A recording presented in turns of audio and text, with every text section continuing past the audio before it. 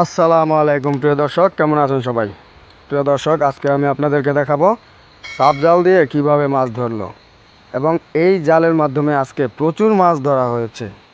প্রিয় দর্শক, আপনারা দেখবেন আজকে কি পরিমাণের দেশি কই মাছ, টাকি মাছ, শিং মাছ, শোল মাছ সহ অনেক নানা প্রজাতির দেশি মাছ আজকে ধরা পড়েছে।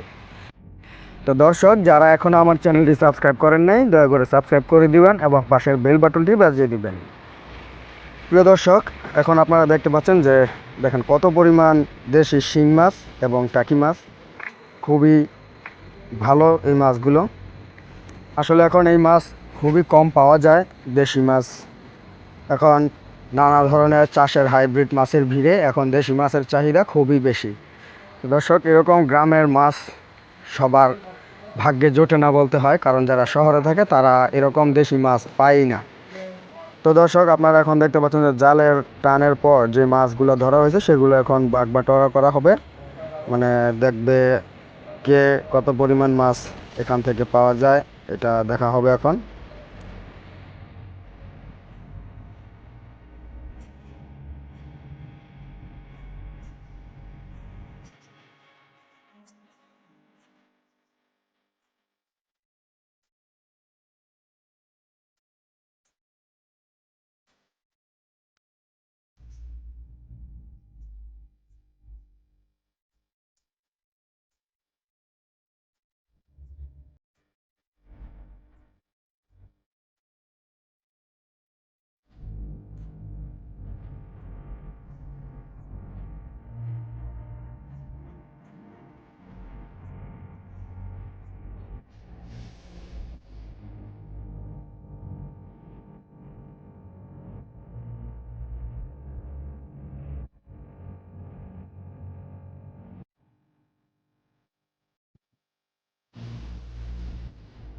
তো দর্শক, এতক্ষণ যারা আমার ভিডিওটি দেখলেন সবাইকে আন্তরিক শুভেচ্ছা ও অভিনন্দন এবং অন্তর থেকে ভালোবাসা জানাই।